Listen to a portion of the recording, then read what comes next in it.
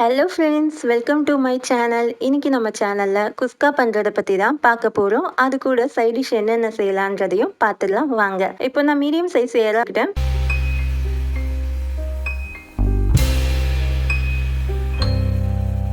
2 பெரிய வெங்காயம் எடுத்துக்கிறேன். பெரிய வெங்காயத்தை நீட்டாக கட் பண்ணி எடுத்துக்கிறேன்.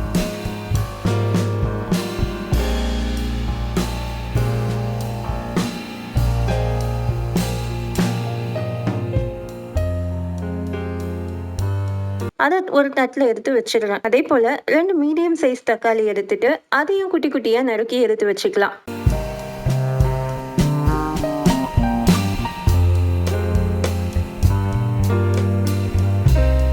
ரெண்டு பச்சை மிளகாய் அதை கட் பண்ணாம கீரல் போட்டு அதையும் எடுத்து வச்சுக்கலாம்.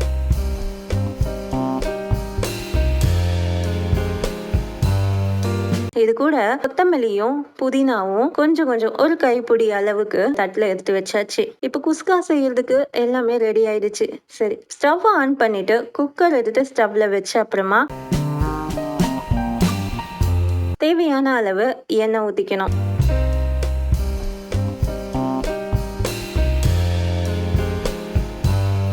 ரெண்டு ஸ்பூன் அளவுக்கு நெய் விட்டுக்கணும். இது கொஞ்சம் சூடான அப்புறமா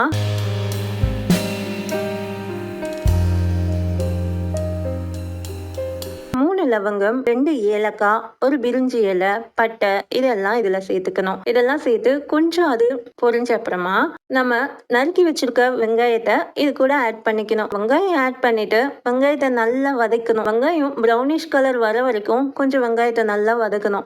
இது கூட நம்ம எடுத்து வச்சிருக்க கொத்தமல்லியும் புதினாவையும் ஆட் பண்ணிக்கலாம். இது ரெண்டையுமே ஆட் பண்ணிட்டு அதோட பச்சை வாசனை போற வரைக்கும் கொஞ்சம் அதையும் வதக்கி விட்டுக்கணும். அதுக்கப்புறம் 2 பச்சை மிளகாயும் இதுல போட்டுட்டு அதையும் கொஞ்சம் வதக்கிக்கணும். நம்ம நறுக்கி வச்சிருக்க தக்காளியை ஆட் பண்ணிட்டு தக்காளியோட பச்சை வாசனை போற வரைக்கும் தக்காளியை வதக்கணும். கூடவே 1 டேபிள் ஸ்பூன் இஞ்சி பூண்டு பேஸ்ட் போட்டு அதையும் சேர்த்து வதக்கிக்கலாம். இஞ்சி பூண்டு பேஸ்டோட பச்சை வாடையும் போற அளவுக்கு தான் வதக்கணும். இது கூட மசாலா ஆட் பண்ணிக்கலாம். 1 ஸ்பூன் அளவுக்கு மல்லித்தூள், 1/2 ஸ்பூன் அளவுக்கு கரம் மசாலா, 1 ஸ்பூன் அளவுக்கு மிளகாத்தூள் இதெல்லாம் ஆட் பண்ணி நல்லா வதக்கின அப்புறமா கொஞ்சம் தயிர் ஆட் பண்ணிட்டு அதையும் நல்லா வதக்கிக்கலாம். இது கூட நான் 3.25 அளவுக்கு தண்ணி வைக்கிறேன். ஏன்னா நான் 2 டம்ளர் அளவுக்கு அரிசி எடுத்திருக்கேன், பாஸ்மதி ரைஸ். அந்த அரிசி அளந்த அதே டம்ளர்ல 3.25 அளவுக்கு தண்ணி எடுத்து ஒரு கிண்ணத்துல வச்சுட்டு அந்த தண்ணியை இதுல ஆட் பண்ணிக்கிறேன். தண்ணி கொஞ்சம் கொதிச்சு வரட்டும். இந்த மசாலா எல்லாத்தையும் நம்ம மிக்ஸ் பண்ணி விட்டு அப்புறமா அது கொதிச்சு வர வரைக்கும் வெயிட் பண்ணலாம். சைட் டிஷ்ஷா நம்ம என்ன பண்ணிருக்கோம்னு பார்த்தோம்னா எறாவை நார்மலா மிளகாத்தூள் மட்டும் போட்டு மசாலா போட்டு வறுத்து வச்சாச்சு.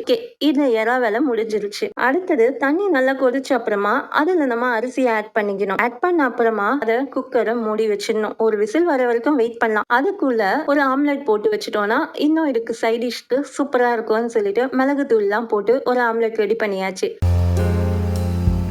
இப்போ குஸ்கா சூப்பரா ரெடி ஆகி வந்துச்சு. அந்த குஸ்கா மேல நான் வறுத்து வச்சிருக்க அந்த எறாவை எடுத்து டெக்கரேஷன் பண்ணியாச்சு. சைட்ல தயிர் பச்சடி ரெடி பண்ணி வச்சாச்சு. ஒரு ஆம்லெட்டையும் எடுத்து வச்சாச்சு. இதை நீங்களும் ட்ரை பண்ணி பாருங்க. இது உங்களுக்கு பிடிச்சிருந்ததுன்னா இந்த சேனலை சப்ஸ்கிரைப் பண்ணுங்க. தேங்க்யூ.